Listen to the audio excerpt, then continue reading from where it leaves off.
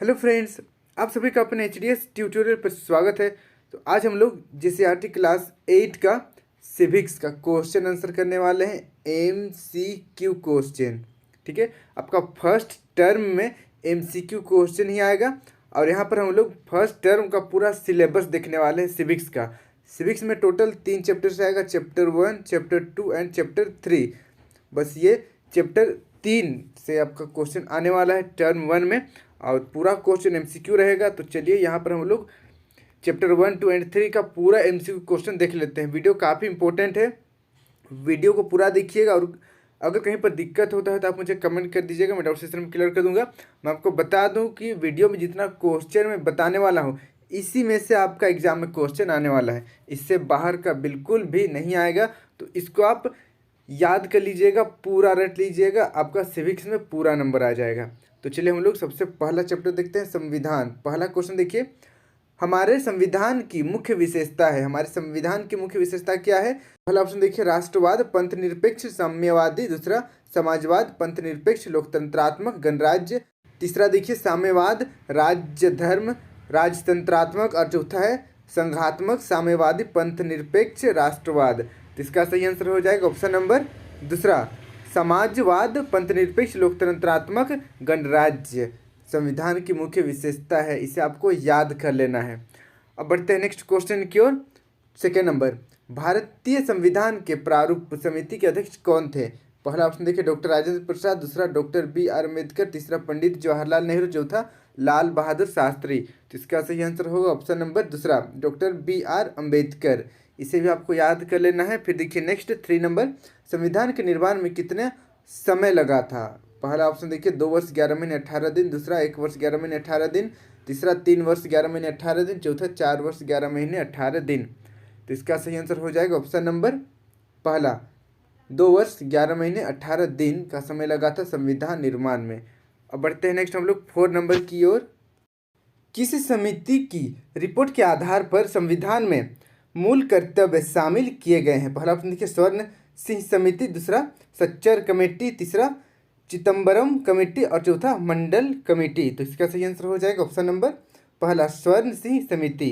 फिर देखिए next question number 5, भारतीय संविधान में नागरिकों को दिए गए अधिकारों को कहते हैं? पहला ऑप्शन है राजकीय अधिकार। दूसरा, मौलिक अधिकार। तीसरा, सामाजिक अधिकार। चौथा, इनमें कोई नहीं। तो इसका सही आंसर होगा ऑप्शन नंबर दूसरा, मौलिक अधिकार। इसे आपको याद करना है। फिर देखिए नेक्स्ट 6 नंबर, राष्ट्र ध्वज एवं राष्ट्रगान का आदर करना कहलाता है? पहला ऑप्शन है मौलिक कर्तव्य। दूसरा, मौलिक अधिकार। तीसरा, नैतिक कर्तव्य। चौथा, इनमें कोई नहीं। तो इसका सही आंसर होगा ऑप्शन नंबर पहला, नैतिक कर्तव्य। अब बढ़ते हैं नेक्स्ट हम लोग 7 नंबर की ओर। शिक्षा अधिकार अधिनियम में अनिवार्य एवं निःशुल्क शिक्षा बच्चों को दिया जाना है, इसकी अधिकतम उम्र सीमा क्या निश्चित है? पहला ऑप्शन देखिए, 12 वर्ष। दूसरा, 14 वर्ष। तीसरा, 15 वर्ष। चौथा, 16 वर्ष। तो इसका सही आंसर होगा ऑप्शन नंबर दूसरा, 14 वर्ष। अब बढ़ते हैं नेक्स्ट हम लोग 8 नंबर की ओर। संपत्ति के अधिकार को मौलिक अधिकारों की श्रेणी से कब हटाया गया? यानी कि संपत्ति का अधिकार को मौलिक अधिकार से कब हटाया गया? पहला ऑप्शन है 1958। दूसरा, 1985। तीसरा, 1972। चौथा, 1978। तो इसका सही आंसर हो जाएगा ऑप्शन नंबर चौथा, सन 1978 में संपत्ति के मौलिक अधिकार को हटाया गया। अब बढ़ते हैं नेक्स्ट हम लोग 9 नंबर की ओर। मंत्रिपरिषद के अध्यक्ष को कहते हैं? पहला ऑप्शन है राष्ट्रपति। दूसरा, उपराष्ट्रपति। तीसरा, प्रधानमंत्री। चौथा, गृह मंत्री। तो इसका सही आंसर होगा ऑप्शन नंबर पहला, प्रधानमंत्री। इसे आप नोट कर लीजिए। अब बढ़ते हैं हम लोग अगला क्वेश्चन की ओर। 10 नंबर का क्वेश्चन है, राष्ट्रीय मानवाधिकार आयोग का गठन कब किया गया? पहला ऑप्शन है 1939। दूसरा, 1965। तीसरा, 1993। चौथा, 1936।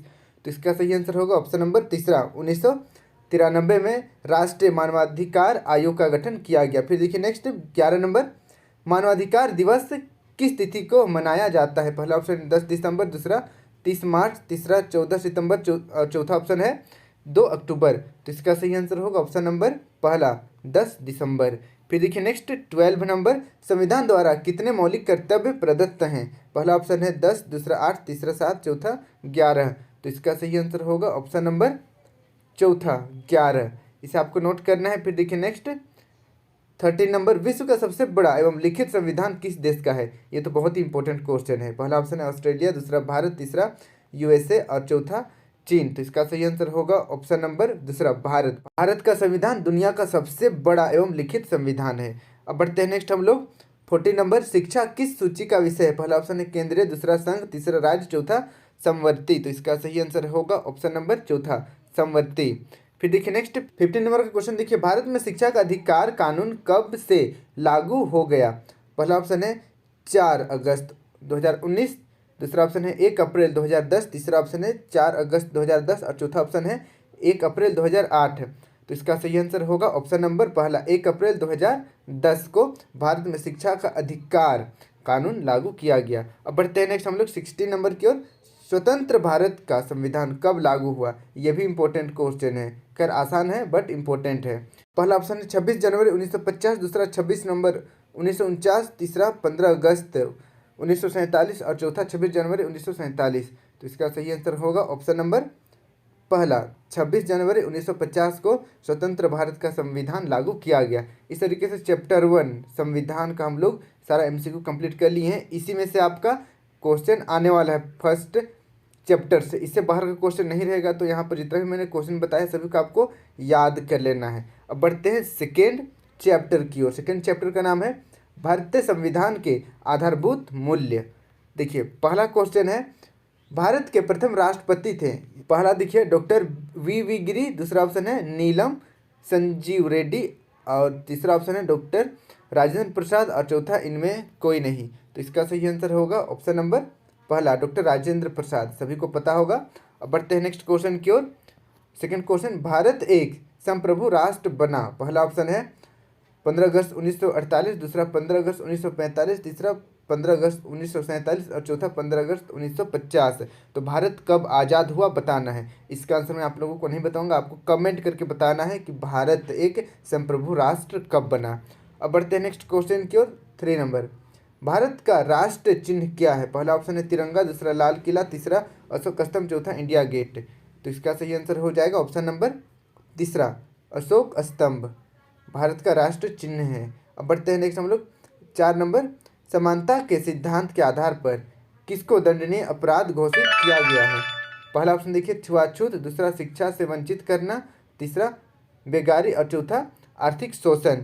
तो इसका सही आंसर होगा ऑप्शन नंबर पहला छुआछूत। यहाँ पर देखिए समानता के सिद्धांत के आधार पर बोला गया है, इसलिए ऑप्शन नंबर पहला सही हो जाएगा छुआछूत। अब बढ़ते हैं नेक्स्ट 5 नंबर, भारतीय राष्ट्रपति का चुनाव किस विधि से होता है?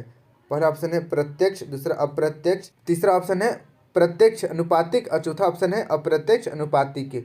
तो इसका सही आंसर हो जाएगा ऑप्शन नंबर चौथा अप्रत्यक्ष अनुपातिक रूप से भारत के राष्ट्रपति का चुनाव किया जाता है। इसे आपको याद कर लेना है। अब बढ़ते हैं अगला क्वेश्चन की ओर। नेक्स्ट क्वेश्चन देखिए 6 नंबर, भारत का विस्मार्क कहा जाता है? भारत का विस्मार्क किसे कहा जाता है? पहला ऑप्शन है वल्लभ भाई पटेल, दूसरा ऑप्शन है जवाहरलाल नेहरू, तीसरा ऑप्शन है जी मावलंकर और चौथा ऑप्शन है इनमें कोई नहीं। तो इसका सही आंसर होगा ऑप्शन नंबर पहला वल्लभ भाई पटेल। ठीक है, सरदार वल्लभ भाई पटेल को भारत का विस्मार्क कहा जाता है, इसे भी आपको याद करना है। फिर देखिए नेक्स्ट 7 नंबर का क्वेश्चन है, भारत के प्रथम प्रधानमंत्री कौन थे?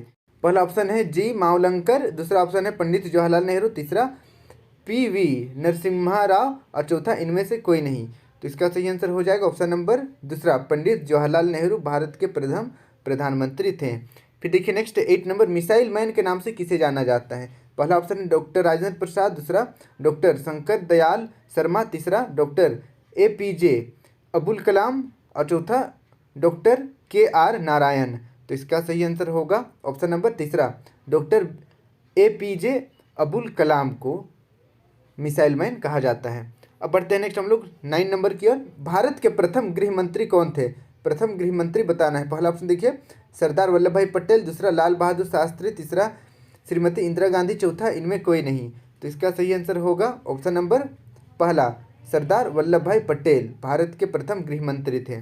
फिर देखिए नेक्स्ट 10 नंबर, लौह पुरुष के नाम से किसे जाना जाता है? ठीक है, यहाँ पर मिट गया है। लौह पुरुष के नाम से किसे जाना जाता है? पहला ऑप्शन देखिए वल्लभ भाई पटेल, दूसरा महात्मा गांधी, तीसरा सुभाष चंद्र बोस, चौथा इनमें कोई नहीं।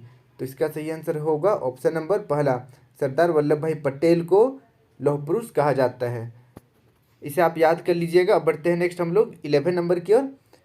किस अनुच्छेद के अंतर्गत सभी नागरिकों का कर्तव्य है कि भारत की संप्रभुता, एकता व अखंडता की रक्षा करे। पहला ऑप्शन है अनुच्छेद 22 क, दूसरा है अनुच्छेद 19 क, तीसरा अनुच्छेद 51 क और चौथा अनुच्छेद 50 क। इसका सही आंसर हो जाएगा ऑप्शन नंबर तीसरा, अनुच्छेद 51 क। अनुच्छेद 51 क के अंतर्गत सभी नागरिकों का कर्तव्य है कि भारत की संप्रभुता, एकता व अखंडता की रक्षा करे। अब देखिए 12 नंबर, राष्ट्रपति का कार्यकाल होता है, राष्ट्रपति का कितना समय का कार्यकाल होता है बताना है। पहला ऑप्शन है 4 वर्ष का, दूसरा 5 वर्ष का, तीसरा 6 वर्ष का, चौथा 7 वर्ष का। तो इसका सही आंसर होगा ऑप्शन नंबर दूसरा, 5 वर्षों का।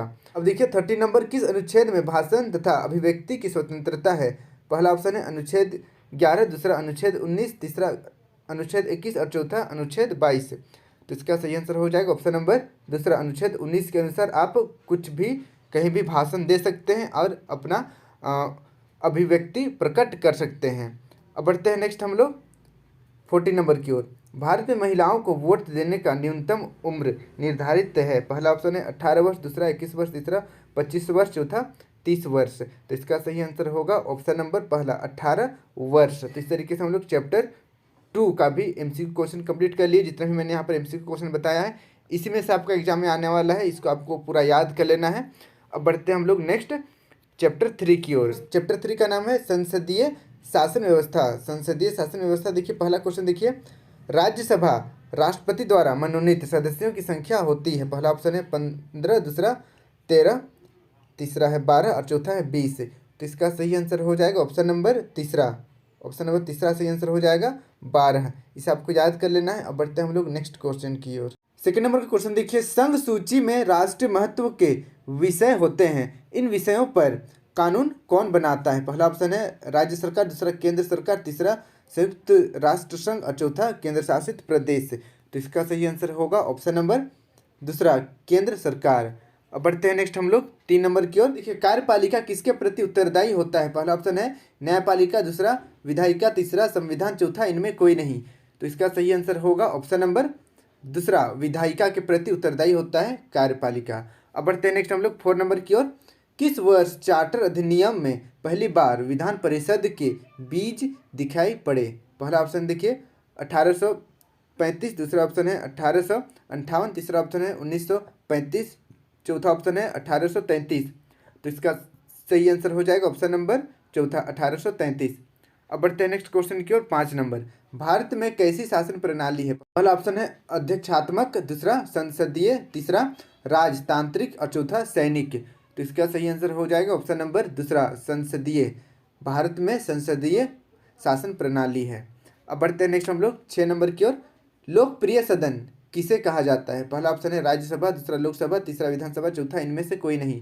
तो इसका सही आंसर हो जाएगा ऑप्शन नंबर दूसरा, लोकसभा। इसे भी आपको याद कर लेना है। फिर देखिए नेक्स्ट 7 नंबर, संयुक्त राज्य अमेरिका में कैसी शासन प्रणाली है। पहला ऑप्शन देखिए संसदीय, दूसरा अध्यक्षात्मक, तीसरा तानाशाही, चौथा सैनिक। तो इसका सही आंसर हो जाएगा ऑप्शन नंबर दूसरा, अध्यक्षात्मक। इसे आपको याद कर लेना है। अब बढ़ते हैं नेक्स्ट हम लोग 8 नंबर की ओर। लोकसभा में अनुसूचित जाति यानी कि SC के लिए कितनी सीटें आरक्षित है। पहला ऑप्शन है 65, दूसरा 84, तीसरा 107 और चौथा 148। तो इसका सही आंसर हो जाएगा ऑप्शन नंबर दूसरा, 84 सीट SC के लिए आरक्षित है। अब बढ़ते हैं नेक्स्ट हम लोग 9 नंबर की ओर। लोकसभा में सदस्यों की कुल संख्या होती है। पहला ऑप्शन है 552, दूसरा 565, तीसरा 504, चौथा 548। तो इसका सही आंसर हो जाएगा ऑप्शन नंबर पहला, 552। लोकसभा में टोटल सदस्यों की कुल संख्या 552 है। अब बढ़ते हैं नेक्स्ट 10 नंबर की ओर। लोकसभा में निर्वाचित सदस्यों की संख्या कितनी है। पहला ऑप्शन है 520, दूसरा ऑप्शन है 543, तीसरा ऑप्शन देखिए 562 और चौथा ऑप्शन है 504। तो इसका सही आंसर हो जाएगा ऑप्शन नंबर दूसरा, 543। 543 लोकसभा में निर्वाचित सदस्यों की संख्या है। अब बढ़ते हैं नेक्स्ट हम लोग 11 नंबर की ओर। झारखंड में अनुसूचित जनजाति के लिए लोकसभा की कितनी सीटें आरक्षित है। पहला ऑप्शन है 5, दूसरा 7, तीसरा 2, चौथा 9। तो इसका सही आंसर हो जाएगा ऑप्शन नंबर पहला, 5। इसे भी आपको याद कर लेना है। फिर देखिए नेक्स्ट 12 नंबर, राज्यसभा में सदस्यों की संख्या होती है। पहला ऑप्शन है 215, दूसरा 240, तीसरा 250 और चौथा ऑप्शन है 260। तो इसका सही आंसर हो जाएगा ऑप्शन नंबर तीसरा, 250। इसे आप नोट कर लीजिए। फिर देखिए नेक्स्ट 30 नंबर, लोकसभा में अनुसूचित जनजाति एसटी के लिए कितनी सीटें आरक्षित है? पहला ऑप्शन है 57, दूसरा 87, तीसरा 67 और चौथा 47। तो इसका सही आंसर हो जाएगा ऑप्शन नंबर चौथा, 47 सीटें आरक्षित है। 40 नंबर, ये हमारा लास्ट क्वेश्चन रहेगा। देखिए, अस्थाई सदन किसे कहा जाता है? पहला ऑप्शन है लोकसभा, दूसरा राज्यसभा, तीसरा विधानसभा, चौथा इनमें कोई नहीं। तो इसका सही आंसर हो जाएगा ऑप्शन नंबर दूसरा, राज्यसभा को अस्थाई सदन कहा जाता है। तो इस तरीके से हम लोग चैप्टर 3 का भी जितना भी इंपॉर्टेंट क्वेश्चन था हम लोग कंप्लीट कर लिए हैं। आपको यहाँ पर जो भी क्वेश्चन दिखा है सभी इंपॉर्टेंट है, इससे बाहर का क्वेश्चन नहीं आने वाला है। इसी को आपको पूरा रट लेना है, इसी में से आपका सिविक्स का क्वेश्चन रहेगा। तो आई होप कहीं पर दिक्कत नहीं हुआ होगा। अगर दिक्कत हुआ है तो मुझे कमेंट कर दीजिए, मैं डाउट सेक्शन में क्लियर कर दूंगा। और वीडियो अच्छी लगी हो तो वीडियो को लाइक करके अपने सभी दोस्तों के साथ जरूर शेयर करें। और अभी तक आप मेरे चैनल को HDS ट्यूटोरियल को सब्सक्राइब नहीं किए तो सब्सक्राइब करके बेल आइकन ऑल पर जरूर क्लिक कर दीजिए, ताकि इस तरीके का वीडियो मैं जब भी अपलोड करूँ आप तक नोटिफिकेशन पहुँच जाए। Thank you for watching my video, have a good day.